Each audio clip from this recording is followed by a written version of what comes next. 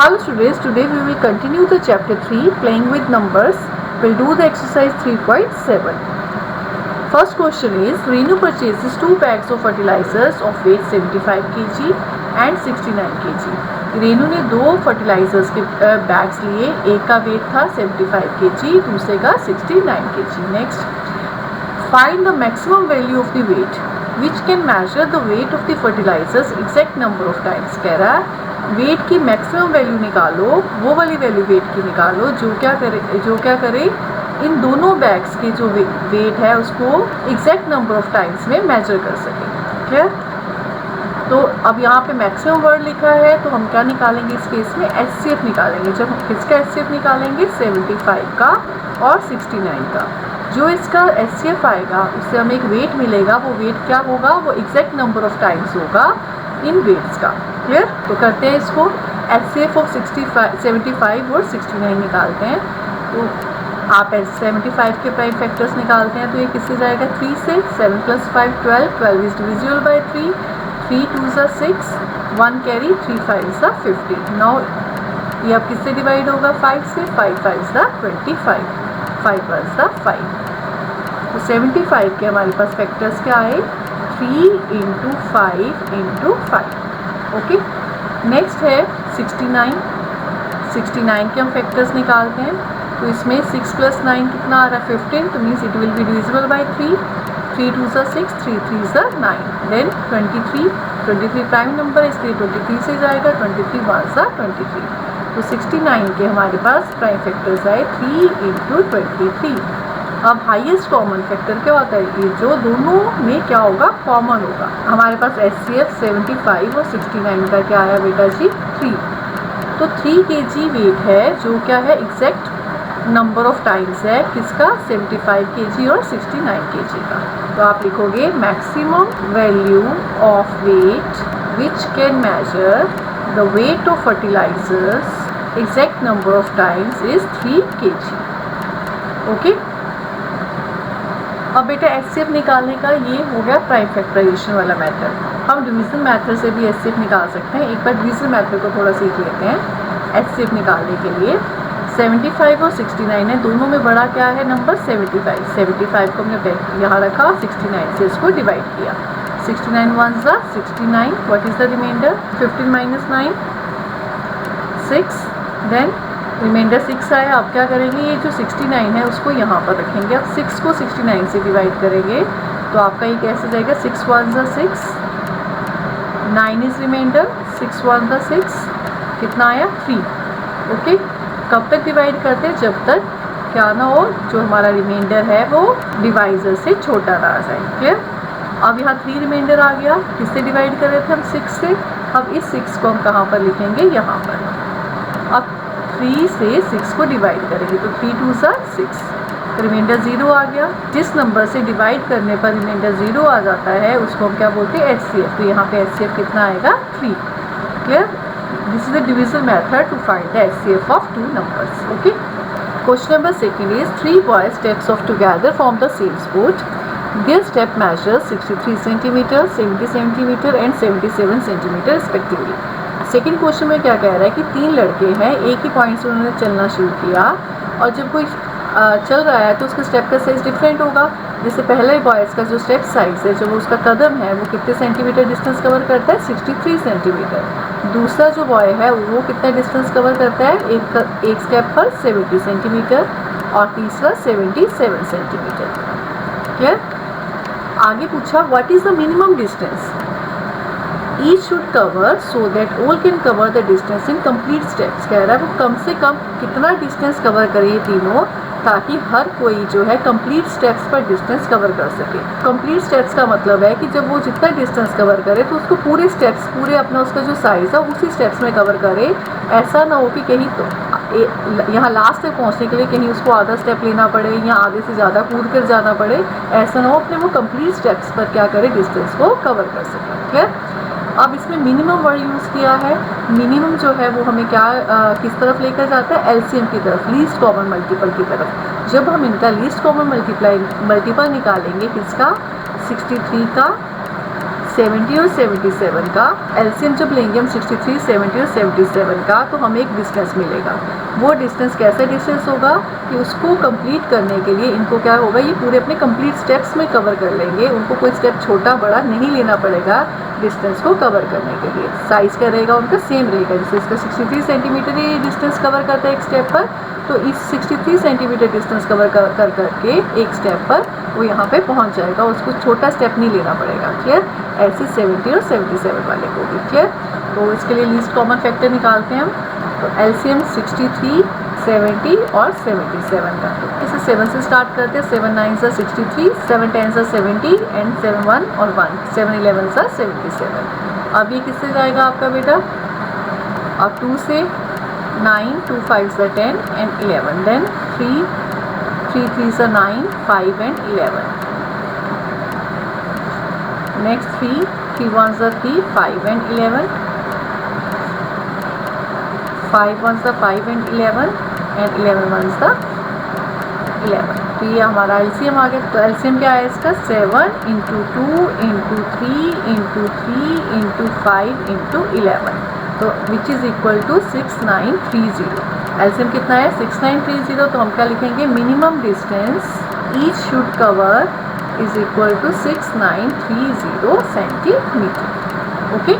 Third question is the length, breadth and height of the room are 825 cm, 675 cm and 450 cm respectively. Means length 825 cm है एक कमरे की, breadth 675 cm है और height कितनी है? 450 cm. Find the longest tape which can measure the 3 dimensions of the room exactly.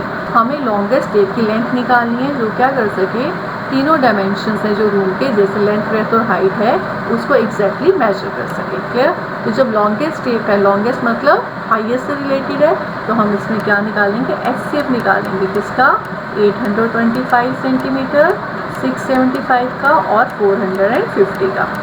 तो मैं इसको डिवीज़न मेथड से निकाल कर आपको बता रही हूँ। इन तीनों में से कोई 2 नंबर्स ले लो आप। पहले हमने 825 और 675 को ले लिया, तो 825 बड़ा नंबर है, उसको अंदर लिया और 675 को बाहर। किससे जाएगा ये 675? 1 सा 675, 5 - 5 0, 12 - 7 5, 7 - 6 1। अब क्या करेंगे बेटा? जो जिससे हम डिवाइड कर रहे थे वो यहाँ पे लिखेंगे 675 को। अब ये किससे जाएगा? 4 से, तो ये आएगा 600, फिर माइनस किया 75, अभी भी रिमाइंडर 0 नहीं आया। फिर हम क्या करेंगे? वही जिससे डिवाइड करके यहाँ पे 150 से डिवाइड करे थे, तो 155 को अंदर लिखेंगे। तो 75 2 सा 150। तो इन दोनों का 825 और 675 का जो एचसीएफ आया वो कितना आया? 75। जो इन दोनों का एचसीएफ आया उससे हम तीसरे नंबर को क्या करेंगे? डिवाइड करेंगे। तीसरा नंबर क्या है हमारा? 450। तो ये किससे जाएगा? 75 6 सा 6 5 सा 30, 7 6 सा 42 और 3 45, तो 6 से जाएगा, तो ये आएगा 450। तो इसका भी क्या रिमाइंडर आ गया? 0। मीन्स इन तीनों में हाईएस्ट कॉमन फैक्टर हमें क्या मिला? 75। एचसीएफ कितना आया? 75। तो आप क्या लिखोगे? Longest tape which measure 3 dimensions of room exactly is equal to 75 centimetre. Next question है determine the smallest 3 digit number which is exactly divisible by 6 8 and 12। Smallest बोला है 3 डिजिट नंबर निकालो जो 6 8 और 12 तीनों से डिवाइड होता हो, पूरी तरह से डिवाइड होता हो। तो हम इस केस में क्या निकालेंगे? एलसीएम किसका? 6 8 और 12 का। क्लियर? 6 8 12 2 से डिवाइड करते हैं, 2 3 सा 6, 2 4 सा 8, 2 6 सा 12, देन 2 से अगेन 2 2 सा 4, 2 3 सा 6, 2 से 3, 2 1 सा 2 and 3, then 3 से 3 1 सा 3, 3 1 सा 3, so what we get? 2 into 2 into 2 into 3 which is equal to 2 4 4 8 8 3 सा 24। एलसीएम आ गया हमारे पास 24। क्लियर? अब क्या है? स्मॉलेस्ट 3 डिजिट नंबर बोला, तो स्मॉलेस्ट 3 डिजिट नंबर हमारे पास कौन सा है? स्मॉलेस्ट 3 डिजिट नंबर होता है हमारे पास 100 100 होता है। बस ये 3 डिजिट नंबर चाहिए जो 24 से डिवाइड होता हो, जो इसके एलसीएम से डिवाइड होता हो। तो निकालते हैं इसको। 100 को हम 24 से जब डिवाइड करते हैं तो 24 4 सा 96, तो रिमाइंडर कितना आ गया 4। तो ये पूरा पूरा डिवाइड नहीं हो रहा, हमें क्या चाहिए, वो नंबर चाहिए जो 24 से पूरा पूरा डिवाइड होता हो। यहाँ पे क्या क्वेश्चन आया, 4 आया, तो वो वाला नंबर क्या आएगा, 100 से थोड़ा बड़ा नंबर होगा और पूरा पूरा 24 से डिवाइड होता होगा। तो smallest 3 digit number exactly divisible by 6, 8 and 12 will be, वो कौन सा होगा, 24 से तो ये 24 आया था, 4 से करने पर क्या आ रहा है, पूरा डिवाइड नहीं हो रहा, रिमाइंडर आ रहा है। तो उससे अगला नंबर, अगले क्वेश्चन से इसको क्या करेंगे, multiply, 24 multiply 5 which is equal to 120। 120 एक स्मॉलेस्ट 3 डिजिट नंबर है जो इन तीनों नंबर से क्या होता है, पूरा पूरा डिवाइड होता है। क्लियर। नेक्स्ट क्वेश्चन है, determine the greatest 3 digit number exactly divisible by 8, 10 and 12। तो हमें ग्रेटेस्ट 3 डिजिट नंबर ढूंढना है जो पूरा पूरा डिवाइड होता हो किससे, 8, 10 और 12 से। तो पहला हमें इतना क्वेश्चन को सॉल्व करना है, हमें एक नंबर ढूंढना है जो 8, 10 और 12 से पूरे पूरे डिवाइड होते हो, उसके बाद हम ग्रेटेस्ट के कंसेप्ट पे जाएंगे। क्लियर। तो 8, 10 एंड 12 से पूरा पूरा नंबर डिवाइड होता हो, उसको ढूंढने के लिए हमें क्या निकालना पड़ेगा, एलसीएम निकालना पड़ेगा 8, 10 और 12 का। 8, 10 और 12 का आप जब एलसीएम लेते हो, 8, 10 और 12, तो ये किससे गया, 2 से। 2 4 सा 8, 2 5 सा 10, 2 6 सा 12, देन 2 2 सा 4, 5 एज इट इज, 2 3 सा 6। अगेन 2 से डिवाइड करते हैं, 2 1 सा 2, 5 as it is, 3 as it is. अब 3 से डिवाइड करते हैं, 3 1 सा 3, नेक्स्ट 5 से। तो what is the LCM, 2 into 2 into 2 into 3 into 5। इसको मल्टीप्लाई करके 2 to the 4, 4 to the 8, 8 to the 24, 24 into 5, 120। ये हमारे पास क्या आ गया, एलसीएम आ गया। ये तो 3 डिजिट का नंबर तो आया, पर ये ग्रेटेस्ट है, ये ग्रेटेस्ट नंबर नहीं है। उसको निकालने के लिए एक तो तरीका आपके पास क्या है, आप 120 का टेबल लिखिए। कब तक, जब तक कि 4 डिजिट नंबर ना आ जाए। ठीक है। तो हमने लिखा, यहाँ आएगा 240, 360, 480, 600, 720, 840, 960 और उसके बाद यहाँ क्या गया, 1080। ये तो हो गया 4 डिजिट का नंबर। हमें तो ग्रेटेस्ट 3 डिजिट नंबर चाहिए था, तो हमने इसको देखा तो ग्रेटेस्ट 3 डिजिट नंबर क्या है, 960। आप ऐसे आंसर लिखिए। ठीक है। एक तरीका क्या है आपके पास, ग्रेटेस्ट 3 डिजिट नंबर होता क्या है, वैसे ग्रेटेस्ट 3 डिजिट नंबर होता है हमारे पास 999। 999 को हम किससे डिवाइड करेंगे, जो हमारा एलसीएम आया वो क्या है, 120। 120 से डिवाइड करते हैं तो हमारे पास यहाँ क्या आएगा, 128 सा 960। तो क्या आया, 39 रिमाइंडर आया। तो 999 में से 39 को क्या कर देंगे, माइनस, तो हमें क्या मिलेगा, 960। तो 960 is the greatest 3 digit number which is exactly divisible bye 8, 10 and 12। Okay. Last question में भी इस मैथड को अपना सकते हैं। यदि हमें ये कंसेप्ट समझ नहीं आता तो हमारे पास एलसीएम आया 24। अब हमें पूछा smallest 3 digit number. Smallest 3 digit number निकालना है जो एग्जैक्टली डिविजिबल हो 6, 8 एंड 12 से। तो हम 24 का टेबल को लिख लेते हैं। 24 1 सा 24 into 2, 24 into 3, 24 into 4, 24 into 5, 24 into 6, ऐसे टेबल को लिखते हैं। तो ये आया 24, 48, 72, 96, 120। 3 डिजिट में सबसे छोटा नंबर पूछा था तो क्या मिल गया हमें, 120। इसके बाद तो ज़्यादा वैल्यू आएगी ना, तो हम यहाँ से डायरेक्ट आंसर लिख सकते हैं 120। क्लियर। तो आपको जिस मेथड समझ आता है उससे इस क्वेश्चन को कर सकते हैं। नेक्स्ट क्वेश्चन है, the traffic lights at 3 different road crossings change after every 48 second, 72 seconds and 108 seconds respectively. Traffic lights है तो जो हमारी क्रॉसिंग्स आती है वहाँ पर क्या हो रही है, चेंज होती हैं। तो जैसे मान लो एक रोड की क्रॉसिंग है, ये दूसरे रोड की क्रॉसिंग है, तीसरे की है, तो यहाँ पे चेंज कितनी देर में करती है, 48 सेकेंड्स के बाद ट्रैफिक लाइट्स चेंज होती है, red to green, green to yellow. और ऐसे यहाँ पर 72 सेकेंड्स के बाद चेंज होते हैं ट्रैफिक लाइट्स में, और यहाँ पर 108 सेकेंड्स के बाद ट्रैफिक लाइट्स में चेंज आता है। If they change simultaneously eight 7 AM। अब यहाँ वर्ड क्या यूज़ किया, साइमल्टेनियसली। जब इकट्ठे कब चेंज होती है, 7 बजे वो क्या हुआ था, इकट्ठे चेंज हुई थी। मीन यहाँ यदि रेड टू ग्रीन हुआ, यहाँ भी चेंज आया था, सब एक ही टाइम पर आया था। At what time will they change simultaneously again, अब तो दोबारा कितने बजे इकट्ठे उनमें चेंज आएंगे, सिग्नल्स में चेंज आएंगे, वो आपको निकालना है। क्लियर? तो हम एलसीएम निकालेंगे 48, 72 और 108 का, और एलसीएम से हमें क्या मिलेगा, कॉमन मल्टीपल, एक कॉमन फैक्टर मिल जाएगा कि इतने सेकंड्स के बाद ये क्या होंगी, दोबारा साइमल्टेनियसली चेंज होगी। क्लियर? तो हम 48, 72 और 108 का क्या निकाल लेते हैं, एलसीएम निकाल लेते हैं। 48, 72 एंड 108। 2 2 सा 4, 2 4 सा 8, 2 3 सा 6, 2 6 सा 12, 2 5 सा 10, 2 4 सा 8। अगेन 2 से 2 1 सा 2, 2 2 सा 4, 2 1 सा 2, 2 8 सा 16, 2 2 सा 4, 2 7 सा 14।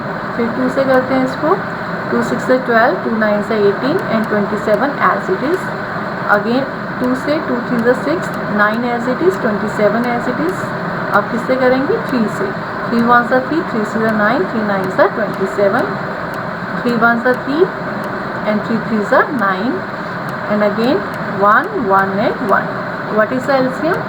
2 into 2 into 2 into 2 into 3 into 3 into 3.